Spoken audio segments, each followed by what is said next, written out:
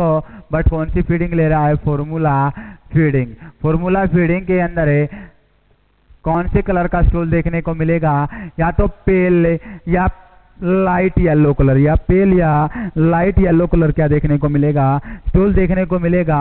यदि बच्चा क्या कर रहा है, फॉर्मूला फीडिंग ले रहा है, तो पेल या light yellow colour of stool will be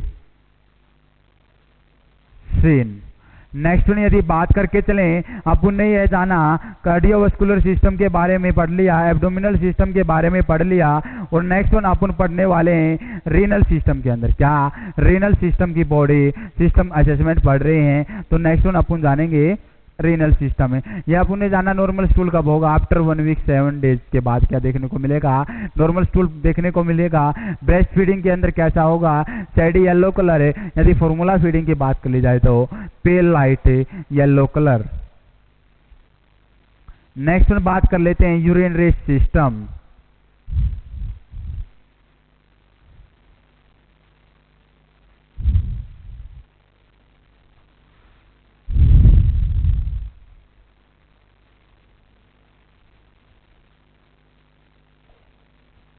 urinary system, urinary system के अंदर क्या होगा, जो न्यूबॉर्न बेबी होगा उसके अंदर जो किडनी होंगी वो क्या नहीं होंगी, मैच्योर नहीं होंगी, और मैच्योर नहीं होंगी तो क्या होगा, कंसंट्रेटेड नहीं कर पाएंगी यूरिन को, और क्या होगा, वाटर का एब्जॉर्प्शन भी नहीं होगा। इन न्यूबॉर्न बेबी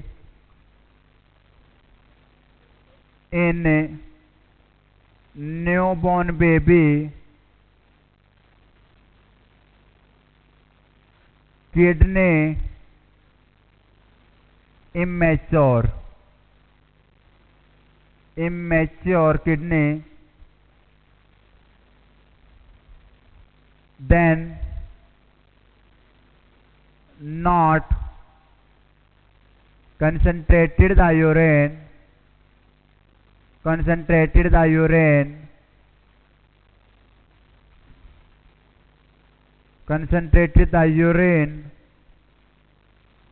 या बात कर ली जाए नॉट एब्जॉर्ब द वाटर, किसको एब्जॉर्ब नहीं कर पाएगा, वाटर को एब्जॉर्ब नहीं कर पाएंगी किडनी, क्योंकि क्या है, इमेच्योर है। Not absorb the water. इसी वजह से जो बेबी होगा, न्यूबॉर्न बेबी होगा, उसका वेट लॉस होगा फर्स्ट वीक्स के अंदर। कितने वीक्स के अंदर है, जो पहला सप्ताह होगा उसके अंदर बेबी का वेट लॉस देखने को मिलेगा due to the immaturity of renal या किडनी। तो अपन बात कर लेते हैं urine output measurement. Urine output measurement.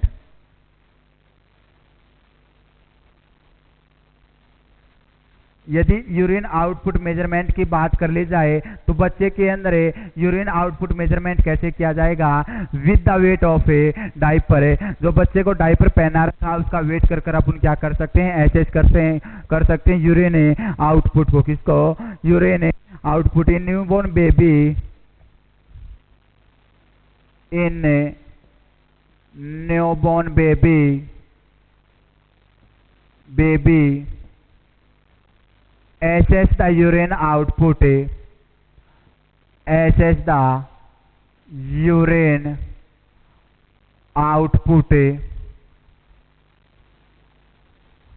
by the help of या by the weight of diaper. किसके वेट से अपन एसेस कर सकते हैं यूरिन आउटपुट, बच्चे के अंदर डायपर के वेट से अपन एसेस कर सकते हैं सबसे पहले क्या करना होगा, weight the diaper before apply and after apply. Apply होने से पहले क्या करना होगा, वेट करना होगा डाइपर का, और जब अपन क्या कर रहे हैं आफ्टर नो रिमूवल, जब रिमूव कर रहे हैं तो उस टाइम भी क्या करना होगा, एसेस करना होगा weight of the diaper. assess the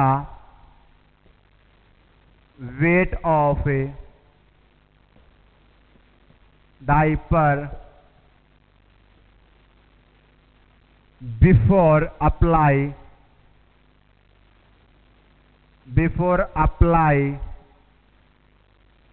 and after removal। Apply करने से पहले और अप्लाई तो कर दिया, और जब अपन रिमूव कर रहे हैं तो दोनों के दोनों टाइम पर क्या करना है, एसेस करना है वेट ऑफ डाइपर का वेट। क्योंकि क्या कर रहे हैं अपन, यूरिन आउटपुट को मेजरमेंट कर रहे हैं। यदि बात कर ली जाए नॉर्मल यूरिन आउटपुट कितना होता है, 1 to 5 ml पर हावर, एक हावर के अंदर 1 to 5 ml normal urine output होता है, पास करता है एक न्यूबॉर्न बेबी। तो बात कर लेते हैं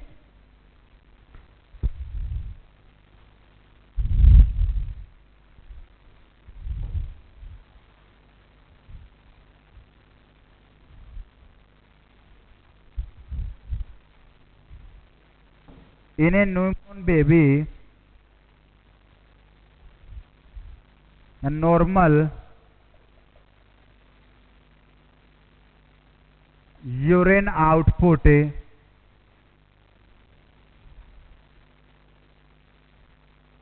in a newborn baby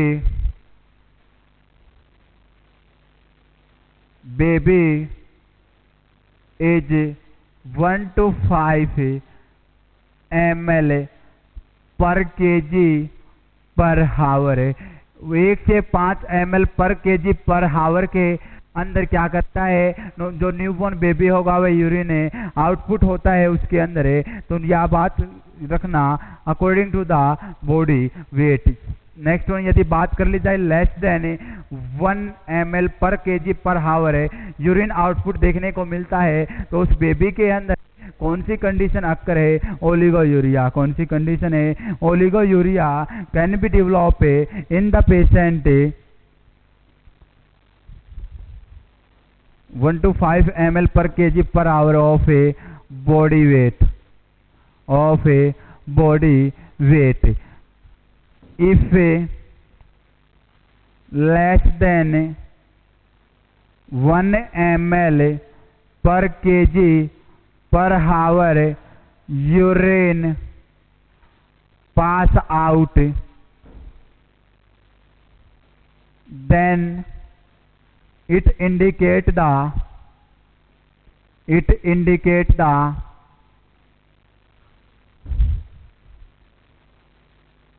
oliguria condition. कौन सी कंडीशन अक्कर हो गई बेबी के अंदर है, oliguria.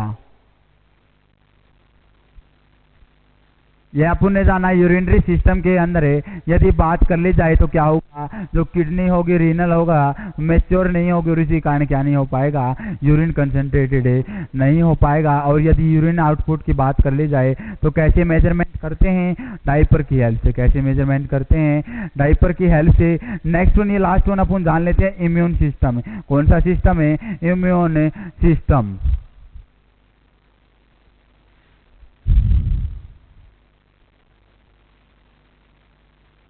Immune system, immune system क्या होता है, जो न्यूबॉर्न बेबी होता है उसका जो इम्यून सिस्टम होता है वह कैसा होता है, इमेच्योर होता है। क्या होता है उसके अंदर है, अगेंस्ट कैसा सिस्टम होगा, इमेच्योर होगा। इमेच्योर होने के कारण वह क्या कर नहीं कर पाएगा, इन्फेक्शन से प्रोटेक्ट नहीं कर पाएगा। तो उस दौरान क्या होगा, जो मदर से कुछ एंटीबॉडीज होंगी जो कि किसको, बच्चे के अंदर जाएंगे और क्या करेंगे, वो प्रोवाइड करेंगी protection against the infection. In newborn baby immune system is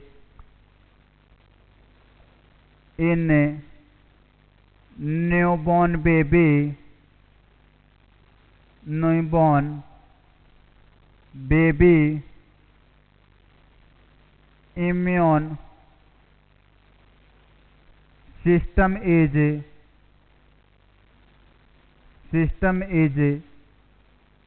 immature, so newborn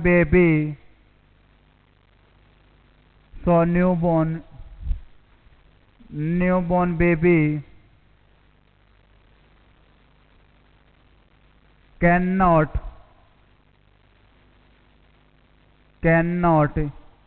protect himself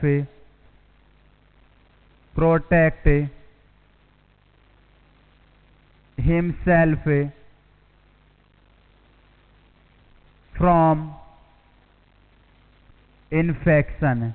क्या होगा? बच्चे के अंदर जो इम्यून सिस्टम होगा वह इमेच्योर होगा। कैसा होगा? इमेच्योर होगा।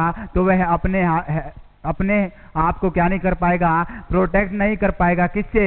इन्फेक्शन से। तो क्या होगा? जो मैटरनल एंटीबॉडी होंगी वह बच्चे के अंदर जाएंगी और क्या प्रोवाइड करेंगी? प्रोटेक्शन प्रोवाइड कराएंगे। किसके against?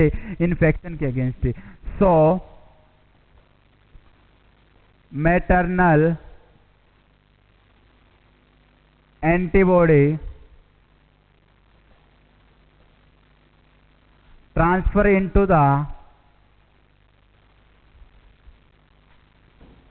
the baby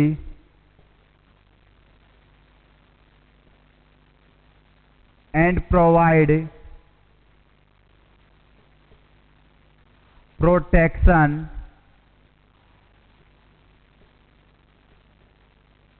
against infection.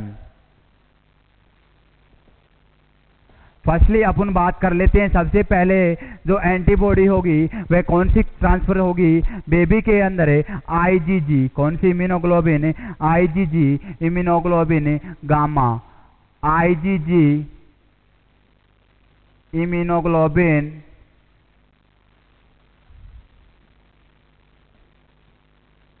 Gamma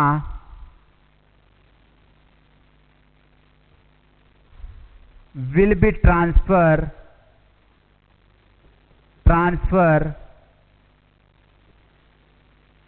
into the newborn baby, into the fetus at 12 week of gestational age. Pregnancy के 12वें सप्ताह के ऊपर जो आईजीजी होगी वह क्रॉस कर जाएगी, ट्रांसफर होगी। किसके अंदर है? फीटस के अंदर है, through the cross the placenta. किसको क्रॉस करके? प्लेसेंटा को क्रॉस करके किसके अंदर जाएगी? फीटस के अंदर। IgG will be transfer into the foetus at 12 week of pregnancy या गेस्टेशनल एज थ्रू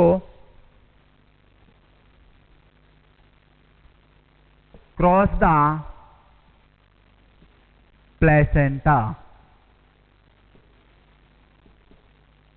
जो आईजीजी इम्यूनोग्लोबिन होगी वह प्लेसेंटा को क्रॉस करेगी और कहां पर पहुंचेगी? बेबी के अंदर जाएगी, फीटस के अंदर जाएगी और क्या करेगी? प्रोवाइड कराएगी प्रोटेक्शन। नेक्स्ट में यदि बात कर ली जाए थ्रो कोलोस्ट्रोम। कोलोस्ट्रोम के द्वारा कौन सी इम्यूनोग्लोबिन बच्चे के अंदर जाती है? IgA immunoglobulin alpha.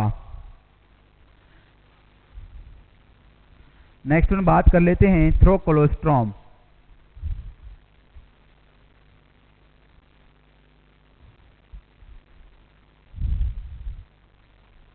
Throw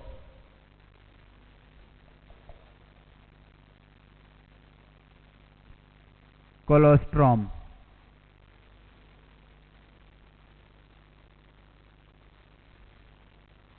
IgA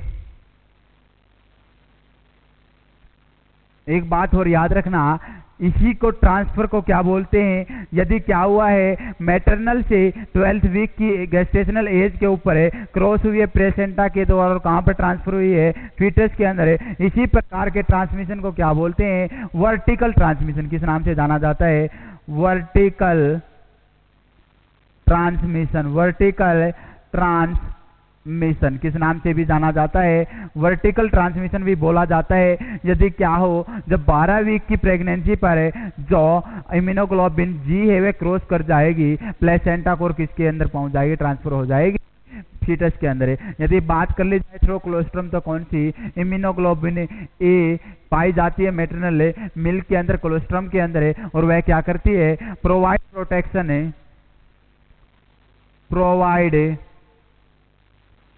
protection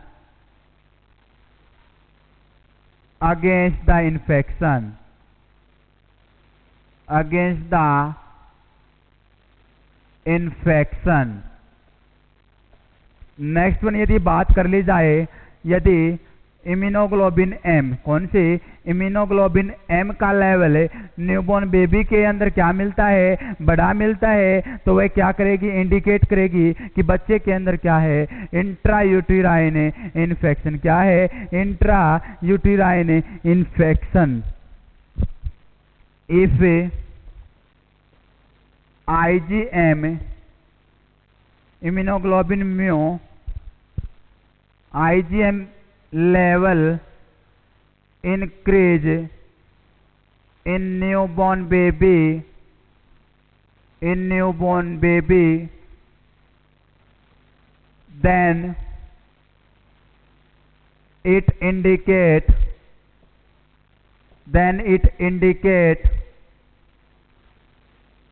intrauterine infection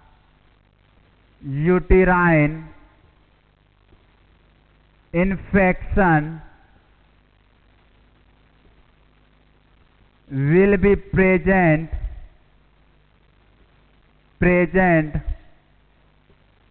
in newborn baby,